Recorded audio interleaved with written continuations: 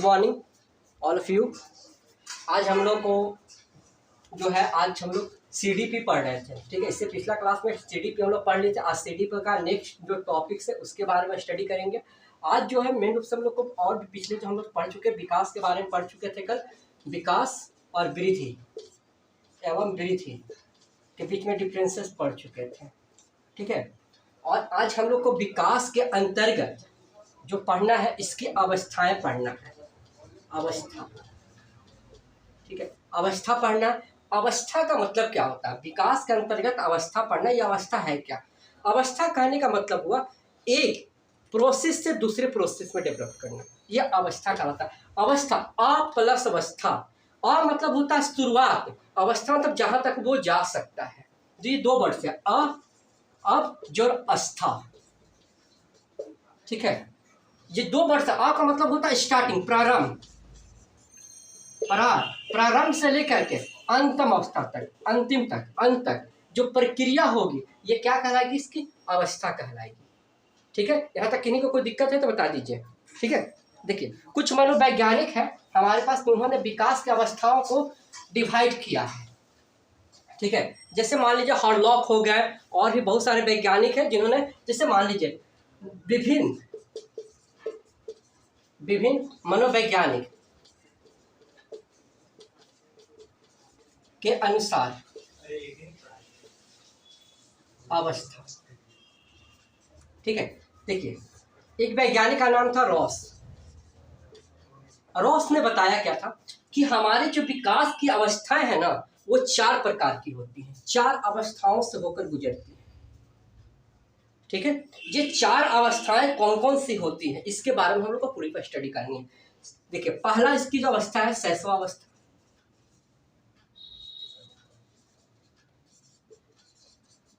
ठीक है।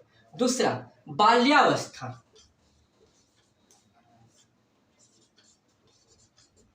ठीक है। ये उत्तर बाल्यावस्था। एक आपका आ जाता है किशोरावस्था। ये किनके द्वारा बताया गया है? तो ये रॉस नाम का वैज्ञानिक थे, मनोवैज्ञानिक थे। उन्होंने सबसे पहले बताया कि हमारी जो विकास की अवस्थाएं 4 भागों में डिवाइड होती है। एक को कहते हैं शैशवावस्था, उसको बाल्यावस्था, अर्थात पूर्व बाल्यावस्था, उत्तर बाल्यावस्था, और एक को कहते हैं किशोरावस्था। ये 4 प्रकार। इस सब के बारे में हम लोग नेक्स्ट जो टॉपिक्स आएगा उसके बारे में इसके डिटेल पढ़ेंगे, सबका डिटेल में पढ़ेंगे, क्या इसकी विशेषताएं हैं, क्यों है, ठीक है। ये हो गया रॉस के अनुसार। एक हॉर्लॉक नाम का वैज्ञानिक था, मनोवैज्ञानिक थे, हॉर्लॉक। आप लोगों ने नाम सुनेंगे हॉर्लॉक। उनका मनोवैज्ञानिक दशा के हिसाब से सबसे अच्छा जो मनोवैज्ञानिक माना जाता है विकास के संदर्भ में, इसका थ्योरी जो सबसे टॉप है, ठीक है, हॉर्लॉक।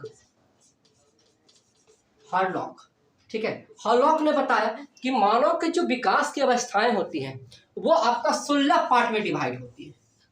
कितने पार्ट में डिवाइड होती है? 16 पार्ट में डिवाइड होती है। तो ये जो 16 पार्ट में जो डिवाइड होती है, तो 16 पार्ट का डिवाइड हम नहीं बताएंगे, कुछ बता देंगे। उसका नेक्स्ट जो क्लास होगा उस क्लास में हम आपको पूरा इसके बारे में डिटेल बताएंगे, एक एक टॉपिक्स के बारे में, ठीक है। जैसे मान लीजिए गर्भावस्था हो गया, ठीक है, गर्भावस्था हो गया, उसके बाद शैशवावस्था हो गया,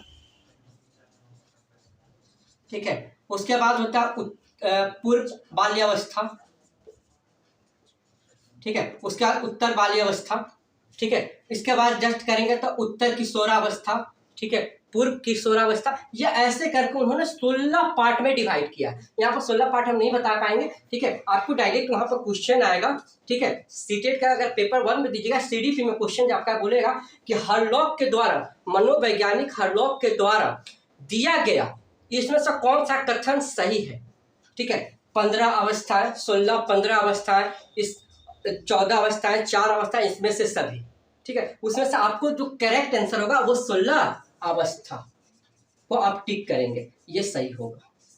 कोई दिक्कत है यहाँ तक में? यहाँ तक कोई दिक्कत हो किन्हीं को तो बताइएगा। चलिए नेक्स्ट क्लास आपका नेक्स्ट जो टॉपिक पढ़ना, सीडीपी में पढ़ना है विकास की अवधारणाएं। पढ़ चुके थे हम लोग। विकास की अवधारणाएं के अंतर्गत होती हैं विकास की आयाम, विकास की आयाम, ठीक है।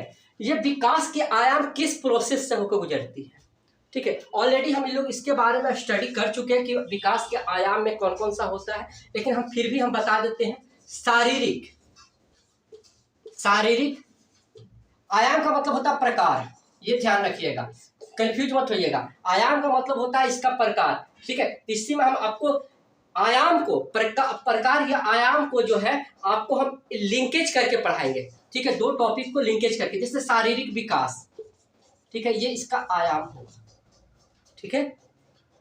एक नैतिकता का विकास, यह भी इसका प्रकार हुआ, ठीक है। संज्ञानात्मक विकास, संवेगात्मक विकास, और नैतिकता होगा, शारीरिक होगा। एक होता मानसिक विकास, मानसिक विकास। अब ये जो विकास की आयाम है, विशेष जो पहलू है ना, ये सारे जो डिपेंडेबल होते हैं ना, ये सारा डिपेंड अवस्था पर डिपेंड करता है। किस पर डिपेंड करता है? अवस्था पर डिपेंड करता है। अवस्था का मतलब क्या हुआ यहाँ पर, जैसे शैशवा अवस्था है, ठीक है, शैशवा अवस्था है, या बाल्यावस्था है, ठीक है, या किशोरावस्था है, ठीक है। ये सब इसके साथ लिंकेज है, सब एक दूसरे के साथ क्या है, लिंकेज है। जैसे मान लीजिए कि शैशवावस्था, तो शैशवावस्था में जो है पढ़ना हमको है कि शारीरिक विकास शैशवावस्था में कैसे होगा, ठीक है। शैशवावस्था, उसमें नैतिकता का विकास होगा कि नहीं होगा, ठीक है। जैसे बाल्यावस्था में संज्ञान का विकास कैसा होगा, ठीक है। किशोरावस्था में शारीरिक, नैतिक, संज्ञान, संवेगात्मक और मानसिक किष्टा, मतलब हर पहलू को हमको इसके साथ इंटरएक्ट करना होता है, तब जाकर के हम इस चीज को क्या कर पाएंगे, स्टडी कर पाएंगे, ठीक है। कोई दिक्कत? नेक्स्ट, और एक होता है आपको भाषाइक, ठीक है, ये जो सबसे इंपॉर्टेंट है, भाषाइक क्या होता है? भाषाइक का डायरेक्ट लिंकेज कहीं ना कहीं आपका कैसे है, शैशवावस्था। जैसे बच्चा शिशु वो रोने की आवाज करता है, ठीक है, इस टाइप की जो अवस्थाएं होती हैं, ये सारा किस्मत। देखिए कोई भी बच्चा जो होता है उसका लैंग्वेज कैसे, लैंग्वेज माँ बा ता करके बोलता है, तो वो क्यों बोल रहा है? क्योंकि उसने अंदर जो है ना, ये भाषा जो है, भाषाई जो है, ये विकास होना स्टार्ट हो चुका है। जैसे शैशवावस्था में जैसी वो बच्चा होता है, रोने की आवाज, पहला वो रो रहा है, तो रोना क्या कहलाएगा, उसका भाषाई विकास का, ना कि उसमें नैतिकता का विकास आएगा। या नैतिकता का विकास भी नहीं होगा, संवेगात्मक विकास भी नहीं होगा, क्योंकि उसको उस चीज की परख नहीं होती है, ठीक है। यहाँ तक में किन्हीं को दिक्कत होगी तो बताइएगा, ठीक है। नेक्स्ट क्लास हम इसी में आपको बताते हैं कि जैसे मान लीजिए शैशवावस्था, इसके साथ लिंक कैसे कर देंगे, वहाँ क्वेश्चन लिंक करके पूछता है, ठीक है। लिंकेज कैसे होगा उसको हम बताते हैं आपको, ठीक है। जैसे मान लीजिए कोई शैशवावस्था है, जैसे हटाइए बाल्यावस्था है, बाल्यावस्था, तो बाल्यावस्था में बच्चे का शारीरिक विकास होगा, उसकी लंबाई बढ़ेगी, भार बढ़ेगा, ठीक है। अगर मानसिकता का अगर विकास करेंगे, या फिर उसका मानसिक मतलब वो कैसा डेवलप कर रहा, याद करने की क्षमता क्या है, उसकी क्षमता पर यह डिपेंड करेगा। उसकी नैतिकता क्या होगी, जैसा नैतिकता, जैसे हम बच्चा बाल्यावस्था, अगर हम उसको बोलेंगे कि अपने बड़ों को प्रणाम करना है, तो वो जो भी बड़ा होगा, कोई भी आएगा तो उसको क्या करेगा, उसको प्रणाम करेगा, ये उसकी क्या हो गई, नैतिकता हो गई, ठीक है। अगर मान लीजिए कोई बच्चा है, ठीक है, अब कोई बच्चा है, अगर मान लीजिए वो बच्चा को गलती से आप एक तवा, हमारे रॉस वैज्ञानिक नहीं बताया था, मनोवैज्ञानिक उन्होंने बताया था कि मान लीजिए कि कोई तावा है, तावा को आप गर्म कर दो, ठीक है। अब बच्चा को, उस बच्चे को बोलो कि उसको जाकर टच करे, अगर वो बच्चा एक बार टच करता है, अगर उस जल जाता है उसको, ठीक है, तो दोबारा वो बच्चा उस चीज से करने से डरेगा, जैसे उसको गर्म रहेगा उससे वो दूर भागना स्टार्ट कर देगा। तो उसके अंदर क्या डेवलप हो गया, संवेगात्मक विकास डेवलप हो गया, कि हमको ऐसे ही होता है, हम उससे उस चीज को देखेगा तो उससे डरना स्टार्ट हो जाएगा। कोई दिक्कत है यहाँ तक में? अगर किसी को कोई दिक्कत होगा तो बताइएगा, ठीक है। नेक्स्ट, अब जो विकास के आयाम है, तो अब विकास को हम लोग किसके साथ जोड़ेंगे, अधिगम के साथ जोड़ेंगे। अधिगम क्या होता है, क्यों हम अधिगम के साथ पढ़ेंगे, फिर अधिगम का एक अलग टॉपिक है, ठीक है। विकास का अधिगम के साथ संबंध, अधिगम के साथ संबंध, ठीक है। अधिगम अधिगम, अधिगम का मतलब क्या होता है? मीन्स होता है सीखना, सीखना या जानना, ठीक है। मतलब जो भी बच्चा होता है, ठीक है, जैसी गर्भावस्था से बाहर निकला, ठीक है, शैशवावस्था में पहुंचा, उस दिन से वो कुछ ना कुछ सीखते रहता है, ठीक है। मतलब जो इस अधिगम की जो प्रक्रिया है वो बच्चा में आपका जन्म से लेकर मृत्यु पर्यंत तक चलती रहती है, ठीक है। ये जो अधिगम की प्रक्रिया जन्म से लेकर मृत्यु पर्यंत तक चलते रहती है, इसमें वो हर तरह से बच्चा जो है ना कुछ सीखते रहता है। अगर वो मृत्यु की ओर होता है, मृत्यु पर्यंत का मतलब कि मृत्यु तक कुछ ना कुछ इसके अंदर सीखने की भावना होती है। वो सीखेगा क्या? तो यहाँ उसकी मानसिकता विकास होगी, ठीक है, शारीरिक विकास होगा, ठीक है, वो इस चीज को कैरी करेगा। अर्थात वो बच्चा जो है ना इस चीज को सीखेगा, वो अपने से बड़ों से सीखेगा, ठीक है। तो किस में चलेगा? जन्म से रिलेटेड हो जाएगा। मतलब अधिगम का अर्थ हुआ कि विकास की प्रक्रिया में अधिगम का बहुत बड़ा माहौल है। मतलब उसका इंटेलेक्चुअल अगर बात करेंगे तो इसके साथ डायरेक्ट रूप से लिंकेज है, ठीक है। और जैसे मृत्यु पर्यंत है तो ये मृत्यु पर्यंत सीखता है और सीखता भी है, सीखता भी है और सिखाता भी है। कैसे सिखाता है? जब ये मृत्यु पर जब बड़ा हो जाए तो ये अपने से छोटे बच्चों को सिखाएगा, है ना। ये सिखाएगा तो मतलब क्या हुआ? ये पूरी जो प्रक्रिया है, ये सारी प्रक्रिया विकास के अधिगम के साथ इंटरलेक्ट करने की होगी। उसके साथ अधिगम के साथ वो सीखने की प्रक्रिया को तेजी से करे, ठीक है। और एक चीज और आपको इस पे बता देते हैं हम लोग, क्या है? जैसे मान लिया अधिगम है, ठीक है, अधिगम है, अधिगम का मतलब सीखना हुआ, ठीक है, यहाँ तक तो कोई दिक्कत नहीं। लेकिन जो बच्चा हो, चाहे जन्म से लेकर के मृत्यु तक, लोग बोलता है कि जन्म के बाद होता है, फिर बाल्यावस्था के बाद नहीं सीखता। नहीं, ये जो सीखने की अधिगम की जो प्रक्रिया है वो मृत्यु तक चलते रहती है, ठीक है, लगातार चलते रहेगा, किस रूप में चलेगा? या तो वो मूर्त रूप में चलेगा जिसको हम देख नहीं सकते, देख सकते हैं, या तो फिर अमूर्त रूप से। अमूर्त मतलब प्रत्यक्ष और अप्रत्यक्ष रूप से चलता है, ठीक है। कुछ जो होता है सीखने की प्रक्रिया हम अपने फैमिली से सीखते हैं, इन्वायरमेंट से सीखते हैं, अपने सहपाठी से, अपने माँ बाप से, पूरा इन्वायरमेंट को मिला के।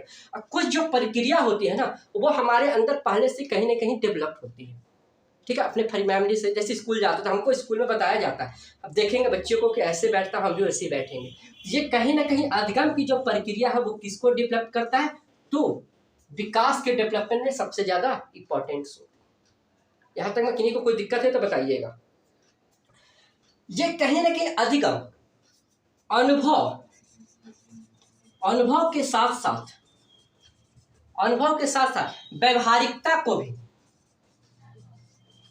डेवलप करता है, ठीक है। कैसे अनुभव का? जैसे मान लीजिए कोई बच्चा है, ठीक है, तो बच्चा है, जैसा आपको बता दिए कि जैसे वो तावा पर हाथ रखेगा गर्म लगेगा, ठीक है, तो वो हटाएगा वहां से हाथ अपना। तो अगर अगला बार अगर उसके पास ले जाएंगे तो उससे डरने लगेगा, तो उसका अनुभव हो गया वो, ठीक है, कि अगर इसके पास ले जाएंगे, अगर गलती से ले जाएंगे तो जलेगा हमको, तो वो कभी नहीं ले जाएगा वहां। और वो क्या होगा? ये दूसरे को, व्यवहारिकता का मतलब आप किसी और को सिखा रहे हैं। वो बच्चा है, आप उसके साथ सहपाठी कोई होगा तो उसको बताया कि देखो इसको छुएंगे तो जल जाएगा, तो वो उसको छुएगा नहीं डर से, ठीक है। ये कहीं ना कहीं अनुभव और व्यवहारिकता किससे जुड़ा हुआ? तो अधिगम के विकास की प्रक्रिया से जुड़ा हुआ है। आपसे क्वेश्चन पूछा जाएगा वो, ठीक है, कि अनुभव के साथ व्यवहारिकता का विकास क्या कहलाता है, ठीक है, किसके अंतर्गत आता है, किस सिद्धांत के अंतर्गत आता है? वृद्धि आएगा, विकास आएगा, संज्ञान आएगा, इस टाइप का क्वेश्चन आएगा। इसमें आएगा कि सब होगा, इनमें से एक दो ऐसे करके आएगा। तो आपको बस इतना ही याद रखना कि ये जो प्रक्रिया आएगी वो किसके अंतर्गत आएगी? तो विकास के अंतर्गत आएगी, विकास के ज्यादा नहीं आएगी, विकास के अंतर्गत ही आती है, ठीक है। अब विकास में किस में? अधिगम के अंतर्गत, सीखने के अंतर्गत आती है। यहाँ तक कोई किसी को दिक्कत है तो बताइएगा, ठीक। देखिए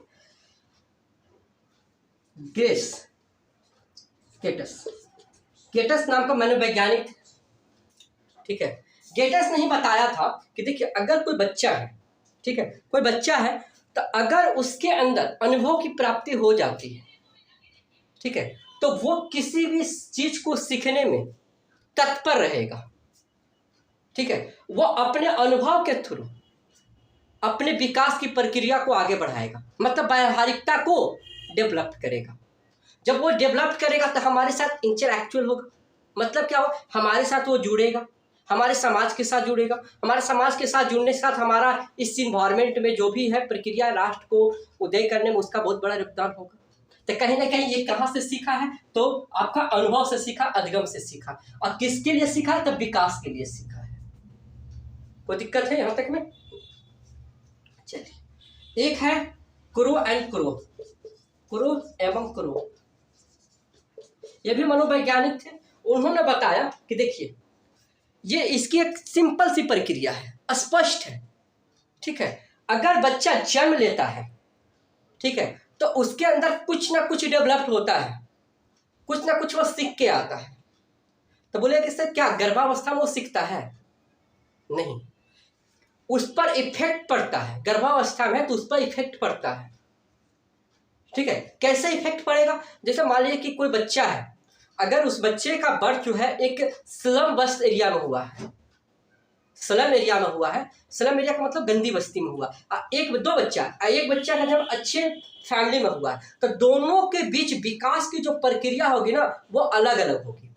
जो गर्भाधारण किया हुआ है, उसकी माँ जो गर्भाधारण की हुई, अगर उसका जो बच्चा होगा तो वो कहीं ना कहीं उसके अंदर गिल्टी फील होगा। गिल्टी क्या फील होगा उसमें? तो वो बच्चा सही से सीख, उसका डेवलपमेंट सही से नहीं होगा, वो किसी चीज को सीखने बहुत टाइम लगा देगा, वो हमारे इन्वायरमेंट के साथ जुड़ नहीं पाएगा, जुड़ेगा लेकिन वो किस पर जुड़ेगा, तो अप्रत्यक्ष रूप से जुड़ा रहेगा, ठीक है। उस माहौल का उस पर बैड इफेक्ट पड़ेगा। लेकिन इधर इस साइड देखते हैं, दूसरी तरफ देखते हैं कि जो बच्चा का परवरिश, जिस माँ बाप का परवरिश अच्छा से हो रहा है, उस माँ बाप का डेवलपमेंट अच्छा से हुआ है, अच्छे फैमिली से है, तो उसके बच्चा का जो विकास की प्रक्रिया है, उसमें जो सीखने का अधिगम की प्रक्रिया है ना, उसके बनिस्पत अच्छा होगा। क्यों अच्छा होगा? क्योंकि इसकी शिक्षा, दीक्षा, माहौल ये सब अलग से मिला है। किसने बताया है? तो कुरु एंड कुरु ने बताया है, ठीक है। नेक्स्ट, ठीक है, आप लोग हमारे चैनल को सपोर्ट कीजिए, ठीक है। आप लोग के भरोसे ही हम लोग पढ़ाने के स्टार्ट किए हैं। आप लोग हमारे चैनल को जितना हो सके सब्सक्राइब कीजिए, शेयर कीजिए और लाइक कीजिए, ठीक है। ठीक है, धन्यवाद, ओके।